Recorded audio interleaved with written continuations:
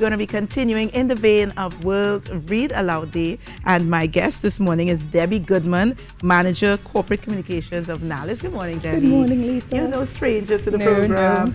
I saw you, beaming with pride watching Dominique. Oh, what was going through your mind? It was wonderful seeing her read. And today, as you just said, we're celebrating World Read Aloud Day, celebrating on the 5th of February. It's 11 years now, and over 180 countries are involved in World Read Aloud. And why is this important? We just heard a wonderful story from Dominic, whether it's fictional or otherwise. It's about sharing stories. It's also about building the love and developing the love for reading.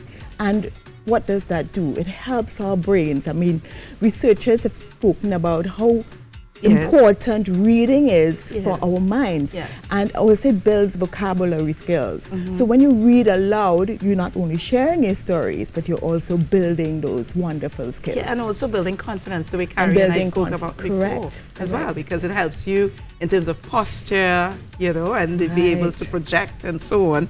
I understand that NALIS has a partnership with ALTA. That's correct. For about 20 years now, NALIS has been partnering with ALTA to facilitate literacy classes at libraries across the country.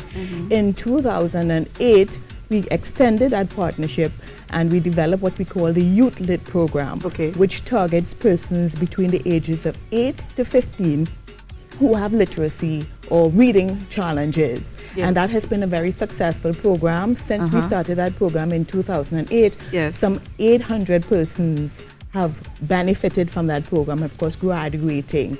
And we teach phonics, grammar, a number of things. And those individuals, those children, become members of the library. So it's targeted at children? So that Youth Lit program is targeted at children. And of course we have our adult literacy programs at libraries across the country. Well, let me go across to Bernadette Nathaniel, who's a long-standing tutor at ALTA, and Primiti Prasad, Director of Educational Services at the library, NALIS. Good morning, ladies. Good morning. Good morning. And it's so wonderful having you here this morning on World Read Aloud Day. And Primiti, I'll come back to you, but Bernadette, in terms of ALTA, I know that ALTA has been working in the vineyards for years with Paula and all the tutors. 1992, 1992, yes. So this program, Youth Lit, is just one small part of what ALTA would be doing. Tell us more. Youth Lit, we have to keep fairly small because we want one-on-one. So we have to have adequate tutors. But our main thrust is with adult literacy. And well, this is what we focus on. So that with the children, they get individual attention. Well, as far as possible. As opposed to the adult classes where it's more like a classroom setting. Yes, not really a classroom setting. We try to be very interactive with the adults too. And we try to keep the ratio like 1 to 4, 1 to 6. So you can also give individual attention. And in terms of the work that is being done, Primiti, the role and importance of librarians in all of this, because we think of ALTA as the coaches, we think of the library with the books and the children, but the librarian, you all tend to be in the background all the time. Well, tell us more about that. Okay, well, first of all, today we are celebrating World Read Aloud Day, but I want to say that we should be celebrating reading throughout the year. Reading should be a lifestyle. It shouldn't just be celebrated one day. It shouldn't be seen as a task. It should be seen like this is something that we must do. And we started to talk about the benefits of reading, and I want to talk as the Director Acting for Education and Library Services Division to encourage children to read, because there are so much benefits to reading. And Ms. Goodman, she started off talking about mental stimulation, that when you read, it powers the brain, and that is important. And also too, with reading, it reduces stress. Reading, once you immerse yourself into a book, then you become so involved that the tension releases. Also too, it builds knowledge. Knowledge. And we know that knowledge is power.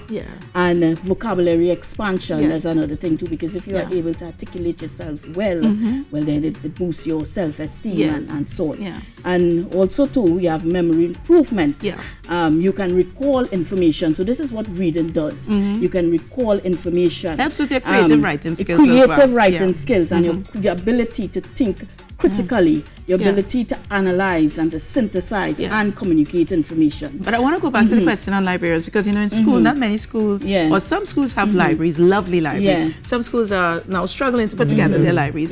What is the significance of a librarian in a school, for example? The librarian is there to support the school's curriculum, right? And they are there to promote literacy, and this is what the school libraries it's all about. And does NALIS provide that function? Let me go back to Debbie Goodman now. But if a school doesn't have a library of its own, does NALIS help with setting up libraries inside of the schools? Yes, so let me just say that we have libraries in 133 secondary schools, what we call our SLMCs, school library media centers. And we've been working with primary schools to set up libraries and collections in those spaces. Wonderful, wonderful. Okay, so today's World Read Aloud Day, besides what is happening here now, and the fact that you guys agreed to come and share this information with us, what else is happening today? Anything special at the library or with ALTA? Well, we have partnered, we have partnered with HUDA, so we have celebrities visiting various primary schools today to do read aloud session, encouraging the children to read, because we've seen where children are being distracted by technology and their phones and so on, and it's important that they read to excel